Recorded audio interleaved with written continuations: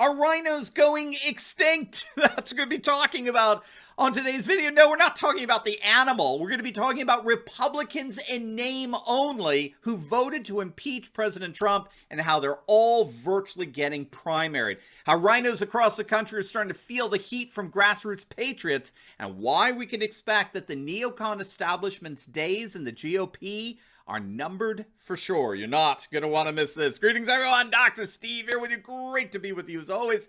We are your daily fake news antidote. As each and every day, we provide patriotic analysis to help you to think better so you can feel better in these crazy and turbulent times. So if you haven't already done so, you know what to do. Make sure to smack that bell and subscribe. But we'd love to have you as a regular part of our community here. Before we jump into things, let's give a huge shout out to the sponsor of this video. And that's collagen, available at my special website, healthwithsteveturley.com. If you don't know, collagen may be the closest thing we'll ever get to a real fountain of youth. Many health experts now agree that consuming collagen helps to renew and revitalize how you look and how you feel. Taking collagen regularly can revitalize your body. It can make your skin, bones, even your hair look and feel more healthy and youthful. And here's it. If you click on that link below right now, you're going to get 51% off your order. How do you like that? So don't wait. Click on that link below today and get your own collagen supply. You'll be glad that you did. All right, gang, let's dive right in here. Fox News is reporting today that it's looking increasingly likely that a number of the rhinos in Congress are going to go bye-bye. 9 of the 10 Republicans who voted to impeach President Trump after January 6th are facing major primary challenges. Trump himself has said that he is absolutely dedicated to rooting out as many rhinos, Republicans in name only, as possible, and that he would be endorsing and perhaps even campaigning for any and all challengers to these 10 turncoats. We did a video that you definitely want to check out analyzing Trump's CPAC speech he delivered a couple of months ago in Orlando, where I made the argument that Trump was actually turning the GOP into the Patriot Party. It was his official announcement that he would not be starting a third party, but instead he was actively intent on transforming the Republican Party into the Patriot Party, or we've started to call it here on this channel, the Grand Old Patriot Party. One of our Insiders Club members came up with that. I love it. So definitely check out that video. But if you recall at that speech, Trump absolutely tore into Liz Cheney and her fellow rhinos who voted to impeach him.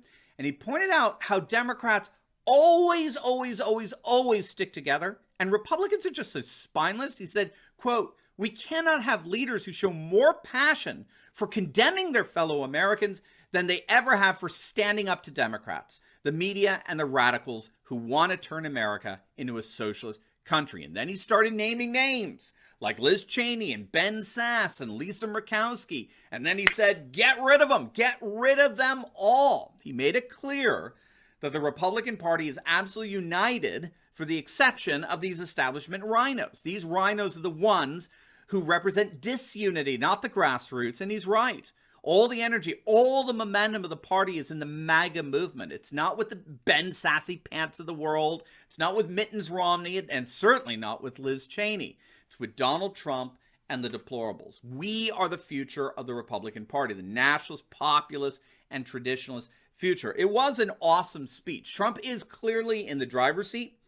And it's going to be very, very exciting to see what he has in store for the 2022 midterms and beyond. But it appears increasingly clear that most of these rhinos are going to go down.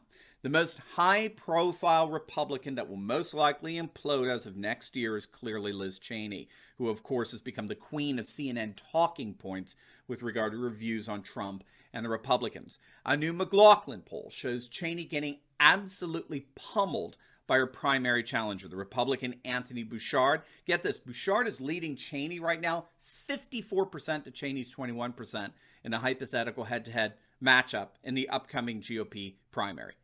54-21. Now, ironically, that's a step up for Cheney. A couple of months prior to that poll, the poll showed that only 13% of voters in Wyoming were going to re-elect her. 13%. In addition, just to pour salt on the wound, as it were, 75% of Republican voters in Wyoming have a negative opinion of Cheney. And this is in a state where Trump won 70% of the vote. As soon as that McLaughlin poll came out, Trump tweeted out, quote, Liz Cheney is polling so low in Wyoming and has so little support even from the Wyoming Republican Party that she's looking for a way out of her congressional race. She'll either be yet another lobbyist or maybe embarrass her family by running for president in order to save face. This warmongering fool wants to stay in the Middle East and Afghanistan for another 19 years, but doesn't consider the big picture, Russia and China. Trump clearly has it as his goal to get rid of her, and it doesn't look like that's going to be a problem. And it ain't just Liz Cheney. Tom Rice of conservative South Carolina is getting primaried for his absurd impeachment vote, as are 7 other RINO congressmen. Over in the Senate, perhaps the second most high-profile RINO that Trump has in his sights is Alaska Senator Lisa Murkowski, who also voted to convict Trump the second time around. It looks increasingly like she's going down in their next GOP primary coming up literally months from now. Her primary challenger, Kelly Tshibaka, has opened up a double-digit lead over Murkowski. In fact, the polling found that Murkowski isn't polling any better than the Democrat opponent. So in a 3-way race between Murkowski, Tshibaka, and the Democrat, Murkowski gets trounced. Tshibaka clobbers her 34% to 19%, with the Democrat 18%. So that's going to be a fascinating development to see what happens there. But it's not just for the Republicans in D.C. RINOs are feeling the wrath of patriot voters all over the country. Did you see what happened in Georgia just a week ago? Just last week, the RINO governor there, Brian Kemp, got mercilessly booed at the Georgia GOP convention.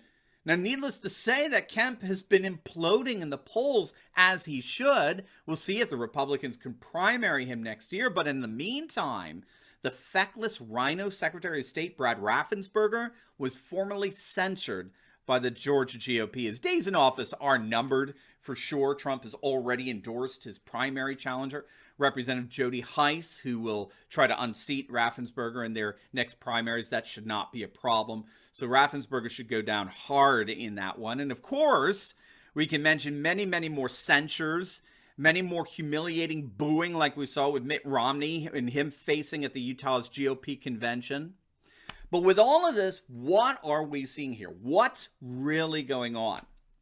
Well, on this channel, we often make a distinction between a populist right party versus a populist light party. Okay, that's an important distinction to make to understand really what's going on here with all these RINOs getting primaried and going extinct.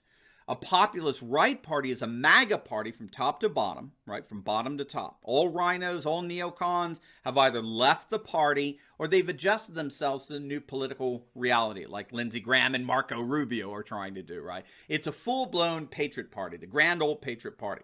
On the other hand, a populist light party is a party that has a MAGA base, a nationalist populist grassroots, but a neocon establishment leadership. And so while the RINO neocon establishment is certainly very happy to reap all the electoral rewards of the growing populist movement, they still have an establishment mentality which easily digresses back to their RINO globalist norms, which so often involves, of course, alienating the deplorable base and throwing them under the bus. And this is because a populist right party and a populist light party operate by two fundamentally different politics. The populist right party operates by a politics of the people, where the values, concerns, and interests of the MAGA base are represented faithfully by their elected officials, like Trump did so well for 4 years. However, a populist light party is governed not by the politics of the people, but rather by the politics of the establishment, where GOP elected officials promote and protect the values, concerns, and interests of the permanent political class as amplified by the shameless cheerleading of the mainstream Marxist media. This is the party of the likes of Mitt Romney. They see the Republican Party as nothing more than a special interest group for the establishment swamp. They are dedicated to doing the bidding of CNN and the New York Times and Goldman Sachs and the CCP, and they care nothing, absolutely nothing about the working class men and women of our nation who want nothing more to do with either one of the impeachment circuses. They want nothing to do with the politics of the permanent class, and they certainly don't want to have anything to do with the likes of Mitt Romney. This is why there was such a temptation to form a new party, right? The Patriot Party in the aftermath of November 3rd and the Republican betrayal that ensued. But then at the CPAC in Orlando, Trump announced that it was his new mission to make sure that the GOP is the Patriot Party. And if you want to know how that transformation is going, turning the GOP into the grand old Patriot Party, all you got to do is just ask the likes of increasingly deposed Republicans like Liz Cheney.